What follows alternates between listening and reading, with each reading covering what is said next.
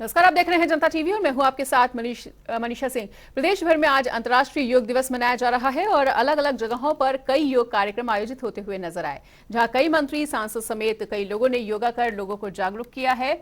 और ये 8 तस्वीरें आपके सामने टीवी स्क्रीन पर, जहां पहली तस्वीर में सीएम योगी आदित्यनाथ योगा करते हुए नजर आ रहे हैं, वहीं दूसरी तस्वीर में लखनऊ में राज्यपाल ने भी योगा किया। तीसरी तस्वीर फतेहपुर की है, जहां मंत्री साध्वी निरंजन योगाभ्यास करती हुई नजर आ रही हैं। वहीं मंत्री सूर्य प्रताप शाही भी देवरिया में योग करते हुए नजर आए। लखनऊ में ही मंत्री स्वतंत्र देव सिंह ने भी योग किया। और आपको बताना चाहेंगे कि प्रयागराज लखनऊ की भी तमाम तस्वीरें आपके सामने हैं, जहां पर तमाम दिग्गज मंत्री योग करते हुए, योगाभ्यास करते हुए नजर आए और लोगों को उन्होंने योग के प्रति जागरूक किया।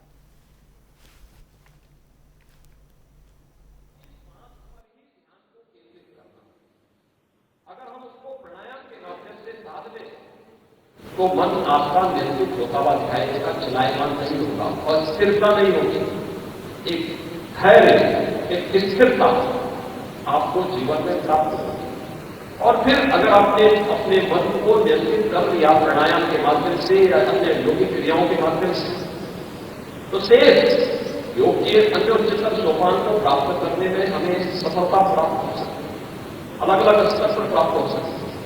लेकिन सामान्य साधक के लिए शारीरिक और मानसिक स्वस्थ बनाए रखने के लिए यह अत्यंत एक आवश्यक कार्य है। प्रदेश भर में अलग अलग जगहों पर योगा करने की तस्वीर लगातार सामने आ रही है और बताना चाहेंगे कि बरेली और सहारनपुर समेत कई जगहों पर योग दिवस के मौके पर मदरसों में छात्रों और शिक्षकों ने योगाभ्यास किया। तो ये तस्वीरें बरेली सहारनपुर की, जहां पर मदरसों में योगाभ्यास होता हुआ नजर आया। वहीं बुजुर्गों और छात्रों ने योग में बढ़ चढ़कर इस बार हिस्सा लिया है और सभी लोग योग के प्रति जनता में जागरूकता फैलाने का प्रयास कर रहे हैं और निरोगी रहने का संदेश दे रहे हैं।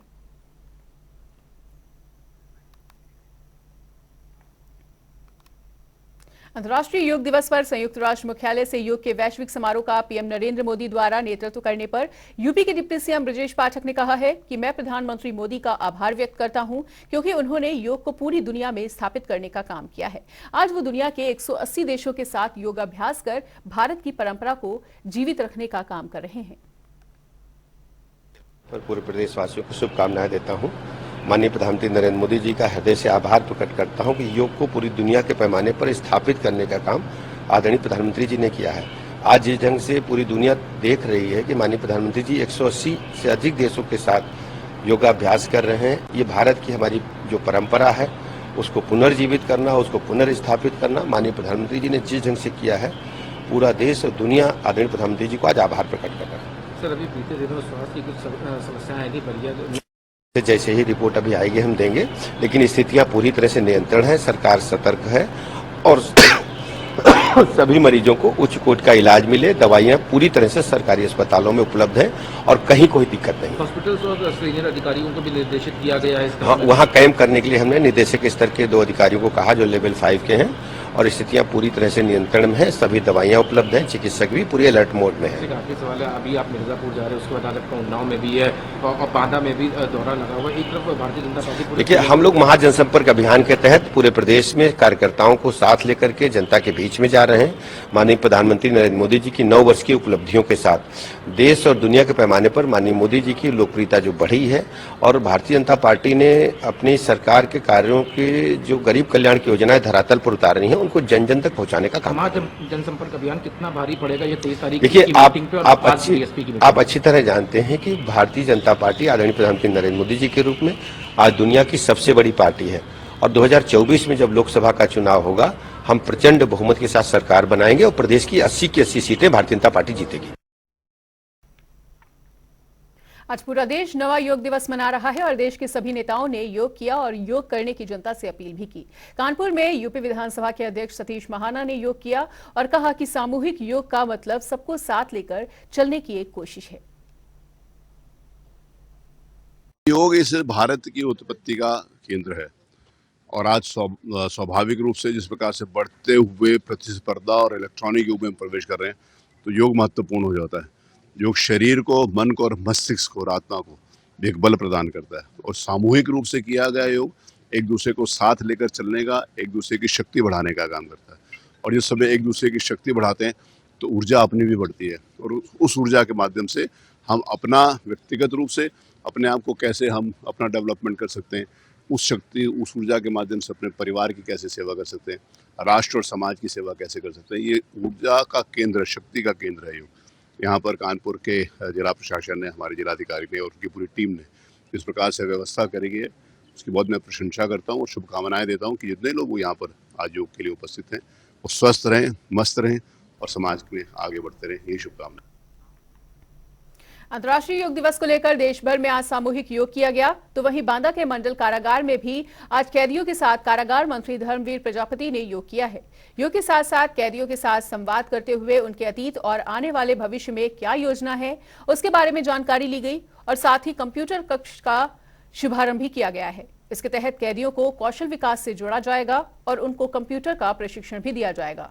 कारागार मंत्री की माने तो जेलों की सुरक्षा व्यवस्था को भी मजबूत किया गया है। दिवस के अवसर पर एक हफ्ते पहले हमने सभी जिलों में सभी जेल अधीक्षकों को सूचित किया था कि आज बंदियों को भी योगा का कार्यक्रम कराया जाए और योगाचार्य के माध्यम से आज यहाँ योगा का कार्यक्रम हुआ है जेल में। और हमने भी तय किया था कि हम भी बंदियों के साथ योग का कार्यक्रम करेंगे। योग के कार्यक्रम के बाद बंदियों के साथ हमने संवाद किया है, उसमें उनको एहसास कराया है कि आपके जेल में आने के बाद बाहर आपका परिवार किन परिस्थितियों से गुजरता है। केंद्र सरकार के 9 साल पूरे होने पर सेवा, सुशासन और गरीब कल्याण का नारा देने वाली भाजपा जन जन तक अपने कार्यों को पहुंचा रही है। मिर्जापुर में पहुंचे प्रदेश के उप मुख्यमंत्री ब्रजेश पाठक ने कहा कि पिछली सरकारों ने देश और जनता के लिए कुछ नहीं किया है। कांग्रेस पर निशाना साधते हुए उन्होंने कहा कि आज कांग्रेस महात्मा गांधी के सपनों को बेच रही है, उनके पास कोई नेता ही नहीं है। साथ ही मुलायम सिंह के कार सेवकों पर गोली चलवाने को भी उन्होंने याद दिलवाया। पाठक ने कहा कि जनता सपा को कभी भी माफ नहीं करेगी। मिर्जापुर जनपद में आज सेवा, सुशासन और गरीब कल्याण के 9 वर्ष पूरे होने पर भारतीय जनता पार्टी ने एक विशाल जनसभा का आयोजन किया था। मैं कह सकता हूं कि आज पूरे देश में माननीय प्रधानमंत्री नरेंद्र मोदी जी की लहर चल रही है। मिर्जापुर में जन जन से जन सैलाब उभड़ा है। गरीब कल्याण योजनाएं जन जन तक पहुंची हैं। लोगों का भरोसा भारतीय जनता पार्टी पर बढ़ा है। माननीय मोदी जी के रूप में उनको एक अभिभावक ऐसा मिला है जो उनके जीवन स्तर को बदलाव लाने में सफल हुए हैं, उनके जीवन स्तर को ऊपर उठाने में सफल हुए हैं। मिर्जापुर के लोगों ने एक मत होकर के इस बार प्रचंड बहुमत के साथ माननीय प्रधानमंत्री नरेंद्र मोदी जी के नेतृत्व में जब 2024 में तीसरी बार सरकार बनेगी तो मिर्जापुर में तीसरी बार गठबंधन को जिताने का प्रण किया है, फैसला लिया है, ऐसा मैं दावे के साथ कह सकता हूं। उत्तर प्रदेश में सबसे पावरफुल सचिवालय विभाग तमाम अनुभागों और भागों में बटा हुआ है। इतने बड़े विभाग में एक विशाल कर्मचारी संगठन भी है, जिसमें संगठन के नियमावली के अनुसार हर 2 वर्ष में पदाधिकारियों का चुनाव होना चाहिए। लेकिन हैरत की बात यह है कि 2012 से सचिवालय कर्मचारी संगठन में चुनाव ही नहीं हुआ। इसको लेकर संगठन में तमाम कर्मचारियों में काफी ज्यादा आक्रोश की स्थिति देखने को मिल रही है।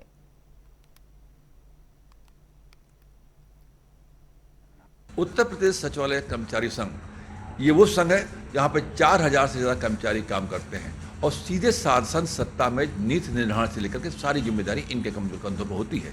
लेकिन अब सवाल इस बात का उठता है कि 2012 के बाद से लेकर के अब तक इस संघ का चुनाव क्यों नहीं हुआ, जबकि एक चुनाव का कार्यकाल, जो चुनाव होने की अवधि जो है वो 2 साल होती है। तो 2012 में जो आखिरी चुनाव हुआ था उसके बाद से यहाँ पे चुनाव नहीं हुआ है, जो कि आमतौर पे यहाँ के कर्मचारी संगठनों में जो कर्मचारी हैं उनके बीच में चर्चा का विषय है, बहस का मुद्दा है कि आखिरी चुनाव क्यों नहीं हो रहे हैं। हमारे पास निवर्तमान अध्यक्ष यादवेंद्र मिश्रा जी मौजूद हैं, जो कि अभी मौजूदा समय कह सकते हैं कि अभी अध्यक्ष हैं। और अध्यक्ष जी यादवेंद्र मिश्रा जी, आप ये रहिए, आखिर ये क्या कारण है चुनाव क्यों नहीं पाया?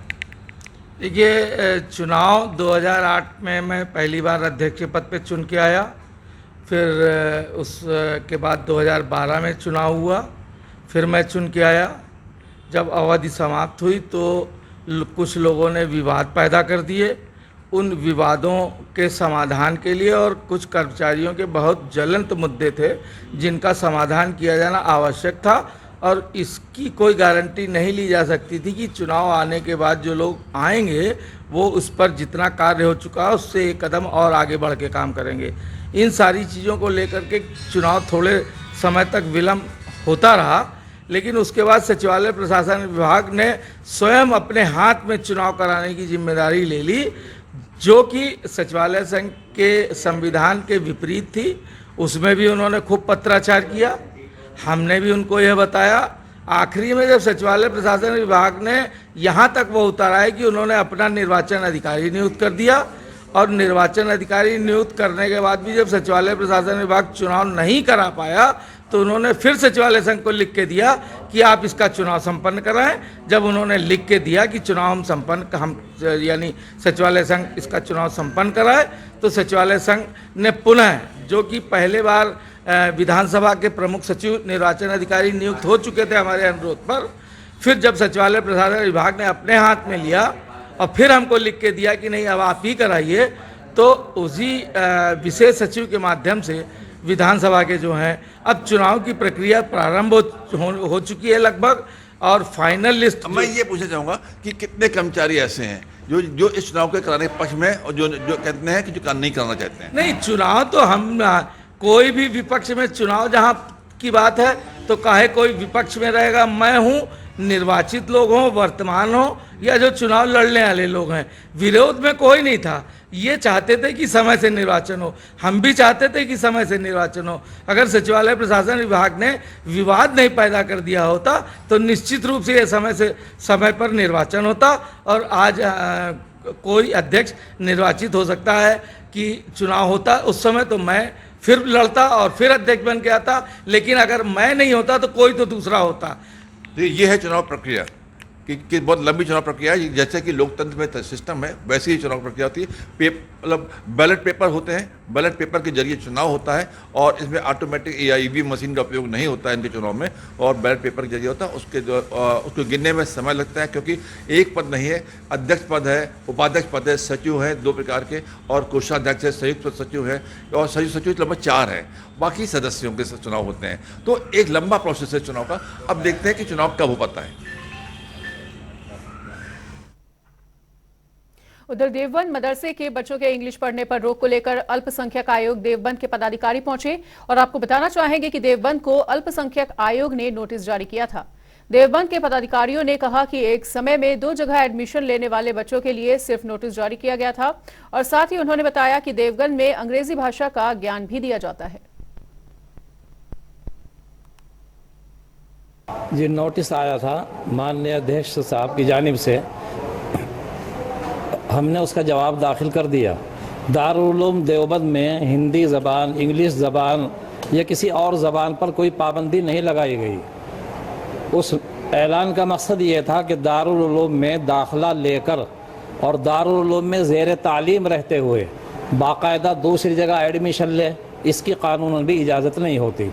देखिए, दारुल उलूम देवबंद द्वारा एक छात्रों के लिए एक नोटिस जारी किया गया था, जिस संबंध में उन्होंने जो नोटिस जारी किया उसमें आर्टिकल 21 का सीधा वायलेशन था, शिक्षा के अधिकार का भी वायलेशन था।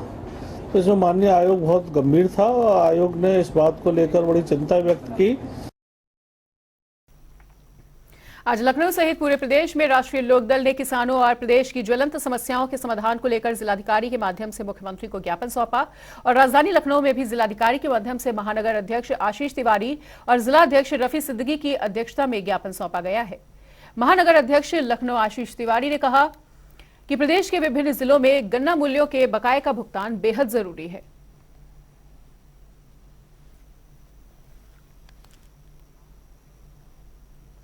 उधर मैनपुरी में नेताजी मुलायम सिंह यादव की मूर्ति लगवाने को लेकर सपा कार्यकर्ताओं ने जिलाधिकारी से मुलाकात कर उन्हें एक मांग पत्र सौंपा है, और दरअसल उत्तर प्रदेश सरकार के कैबिनेट मंत्री जयवीर सिंह मैनपुरी में कई चौराहों पर महापुरुषों की मूर्तियां लगवा रहे हैं। इसी के चलते सपा कार्यकर्ताओं ने डीएम को ये मांग पत्र सौंपा है। जिलाधिकारी महोदय को समाजवादी पार्टी की तरफ से मांग पत्र दिया है, जिसमें भगवान परशुराम की मूर्ति, देश के जाने माने नेता माननीय मुलायम सिंह यादव जी की मूर्ति, तथागत गौतम बुद्ध जी की मूर्ति, भीमराव अम्बेडकर साहब की मूर्ति और संत गाडगे जी की, वीरांगना बंसीबाई की मूर्ति, सम्राट अशोक त्याग की मूर्ति, पन्ना धाई की मूर्ति, महर्षि वाल्मीकि, महर्षि कश्यप जी, सभी समाज के सभी महापुरुषों की मूर्तियों की स्थापना की मांग की है ताकि कोई समाज अपने आप को कुंठित महसूस न करे।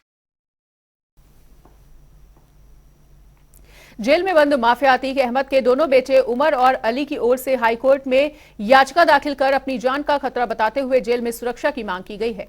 बताना चाहेंगे कि फिलहाल कोर्ट ने इस मामले में याचिका अधिवक्ता से 2 सप्ताह में शपथ पत्र दाखिल करने को कहा है और इस याचिका पर 12 जुलाई को सुनवाई करने के निर्देश दिए गए हैं।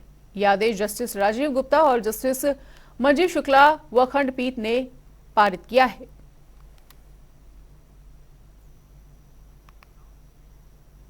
मुजफ्फरनगर की विशेष पॉक्सो एक्ट कोर्ट ने 9 साल की बच्ची से गैंगरेप करने वाले 2 अध्यापकों को 20 साल कैद की सजा सुनाई है और कोर्ट ने दोनों दोषियों पर 50-50 हजार रुपए के जुर्माना भी लगाया है। विशेष लोक अभियोजक दिनेश कुमार शर्मा और मनमोहन वर्मा ने बताया कि शहर कोतवाली क्षेत्र के अंतर्गत एक विद्यालय में पढ़ने वाली 9 साल की बच्ची के साथ गैंगरेप किया गया था। दिनांक 20/6/2023 को न्यायालय श्रीमान विशेष अपर सत्र न्यायाधीश पॉक्सो अधिनियम मेन कोर्ट मुजफ्फरनगर में पीठासीन अधिकारी आदरणीय न्यायाधीश महोदय श्री बाबूराम जी के द्वारा सरकार बनाम राजकुमार आदि अंतर्गत धारा 376(2), 376(c), 376(d) IPC व 5MI/6 व 16/17 पॉक्सो एक्ट थाना कोतवाली नगर मुजफ्फरनगर में सजा सुनाई गई है। घटना 2/3/2022 समय 10 बजे और पीड़िता की उम्र है लगभग 9 वर्ष। घटना स्थल है बेसिक प्राइमरी शिक्षा केंद्र गौशाला रोड थाना कोतवाली मुजफ्फरनगर। अभियुक्त राजकुमार व उदयपाल। राजकुमार का ये स्कूल है और उदयपाल इसका सहायक अध्यापक है और पीड़िता की उम्र 9 वर्ष। इसको ये ऑफिस में बुलाकर इसके साथ गलत काम करने का प्रयास करते थे। बिजनौर में तेज रफ्तार बाइक 3 व्हीलर से टकरा गई और 3 व्हीलर में सवार 7 यात्री घायल हो गए। इलाज के दौरान एक महिला ने दम भी तोड़ दिया। कन्नौज में पूर्व प्रधान की हत्या के मामले में तीसरा आरोपी गिरफ्तार। पुलिस के साथ मुठभेड़ में हुआ गिरफ्तार। 5 जून को हुई थी पूर्व प्रधान की हत्या। कन्नौज में मनाया गया योग दिवस। मंत्री असीम अरुण ने किया योग। डीएम सहित बड़े अधिकारी हुए शामिल।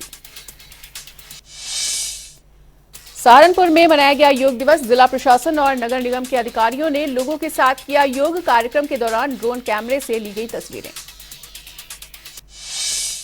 अलीगढ़ में अहिल्याबाई होलकर स्टेडियम में किया गया योग। डीएम सीडीओ समेत तमाम अधिकारी और राजनेता रहे मौजूद। दिया गया योग करने का संदेश। अलीगढ़ में मनाया गया योग। सांसद निरहुआ के साथ अधिकारियों ने किया योग। कहा शरीर को आत्मा से जोड़ता है योग। सहारनपुर में पाइपलाइन टूटने से इलाके में हुआ पानी का संकट। लोगों में रोष का माहौल। निगम मेयर ने दिया कार्रवाई का आश्वासन। काशीपुर में आरओबी निर्माण का निरीक्षण। विधायक और प्रशासनिक अधिकारियों ने किया निरीक्षण। निर्माण कार्यों को जल्द पूरा करने की दी गई है हिदायत। मैनपुरी में 1000 बीघा से अधिक फसलें हुई जलमग्न। नहर की खंदी कटने से फसलों में भरा पानी। वहीं किसानों की फसलें हुई बर्बाद। फर्रुखाबाद सीएचसी में कर्मचारियों की लापरवाही से जा सकती थी प्रसूता की जान। टॉर्चर की रोशनी से प्रसूता की कराई गई डिलीवरी। ऑपरेशन के बाद नहीं हटाए गए टांके। झांसी में शराब पीने से गई व्यक्ति की जान। शराब का आदी था व्यक्ति। अवैध शराब की रोकथाम के लिए सड़कों पर उतरे बीकेयू संगठन। आगरा में थाने में गड्ढा खोदकर गाड़े गए मोबाइल फोन। वहीं पुलिस ने गाड़े हुए 192 मोबाइल और 14 लैपटॉप कोर्ट के आदेश पर कार्रवाई हुई थी और उन्हें बरामद किया। बांदा में अवैध गांजा तस्करों की गैंग का भांडाफोड़। पुलिस ने 2 लोगों को लिया हिरासत में। आरोपियों से 30 किलो गांजा और स्कूटी की गई बरामद। मैनपुरी में पत्थर से कुचलकर बच्चे की मौत। नहर के पास बरामद हुआ बच्चे का शव। पुलिस कर रही है मामले की जांच। गोंडा के अस्पताल में महिला के साथ हुई चोरी, युवक ने महिला से छीना मोबाइल, मामले में प्रशासन बेसुध। अलीगढ़ में असामाजिक तत्वों ने तोड़ी मंदिर में भगवान की मूर्तियां, लोगों में काफी ज्यादा आक्रोश का माहौल, पुलिस ने जांच कर कार्रवाई का दिया है आश्वासन। अलीगढ़ में गैर समुदाय से शादी करना महिला को पड़ा भारी, दहेज को लेकर ससुरालियों ने उतारा मौत के घाट, पुलिस कर रही है मामले की जांच। इटावा में बारिश के बाद भरा पानी, मैनपुरी अंडर ब्रिज में फंसी बस, जेसीबी की मदद से बस को निकाला गया बाहर।